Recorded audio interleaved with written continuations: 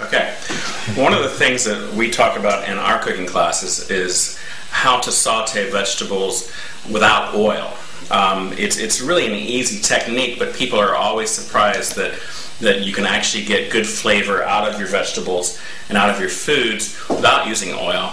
And they're also surprised at how you can do this without food sticking to the pan. And that's what we're going to show you today.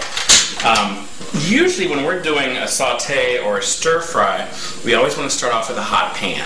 Now we're using a cast iron skillet, which is one of my favorite skillets, and I like it because it stays hot, it holds heat well, so that when you are actually adding vegetables to it, it doesn't cool down a lot. You can use any other kind of skillet that you want, but this just happens to be my favorite. So what we often do is I start off with a dry pan, and I tell you why I do that.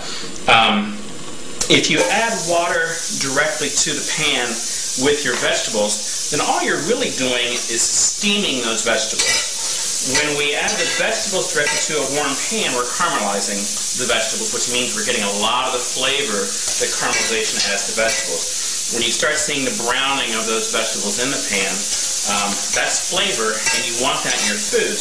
Otherwise, you're just steaming or you're just boiling, and you really do reduce the impact of flavor. If you've ever eaten stir-fried vegetables at a Chinese restaurant, it's that caramelization, it's that hot pan that they use that actually really gives you that simple flavor without adding a lot of things like spices or things like that. So we start off with our hot pan, we add our vegetables to that, and then we let them cook.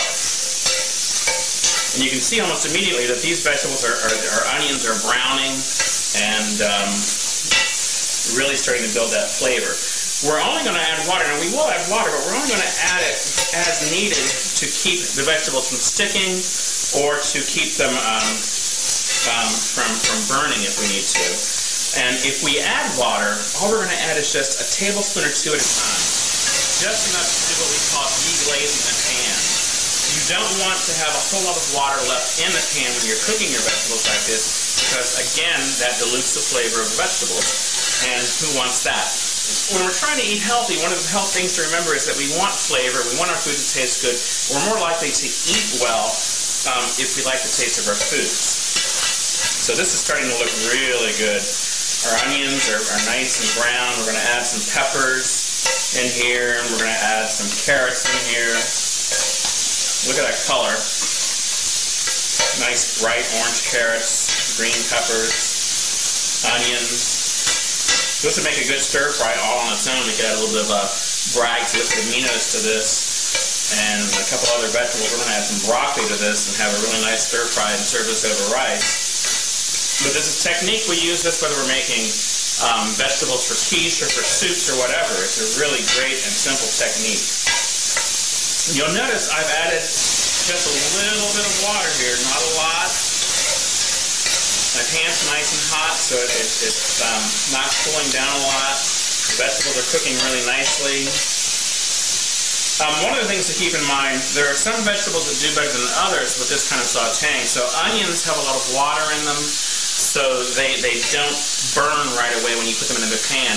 If you're sauteing something like broccoli, if you have a recipe that calls for broccoli first, you have to be a little bit careful. You might want to start with a lower temperature in your pan because broccoli doesn't have as much water in it as do carrots and peppers and onions. So they tend to burn a little bit more quickly. I've altered recipes from time to time that didn't call for onions if I'm using something like broccoli, and I'll add a few onions in there just to help sort of buffer the cooking with the broccoli. So we're going to add our broccoli to this. Yum.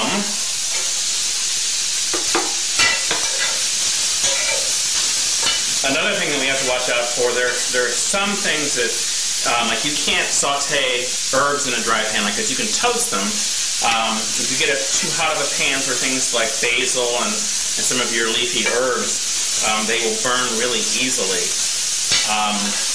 Garlic is another one. If you put that garlic into a hot, dry pan, it's pretty much going to burn very quickly. So often I'll go ahead and cook my other vegetables first, and if I want to add garlic, I'm going to add some in just a minute here.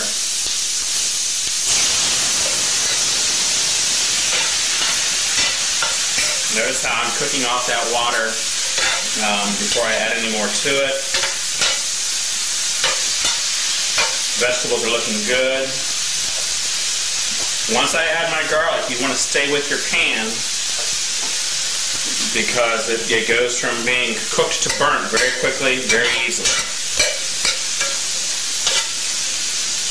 So this kind of technique works with a lot of vegetables. If you're going to saute kale or collard greens or something like that, saute your onions, add your garlic, add water only as necessary, and then add your chopped kale and go ahead and cook it. Add water as you need it to until your vegetables are tender. And you don't want to overcook them here. Now, one of the nice things we like about Chinese vegetables from a stir fry is that they're crisp. They're not overdone. So we don't want to do that either. We don't want to overcook our vegetables here. We still want that bright color in there and all the flavor of the caramelization as well. Alright, so that's a pretty simple technique that you can use, and if you want to learn more, we're going to be doing some classes using this technique, and I hope you like your fresh vegetables.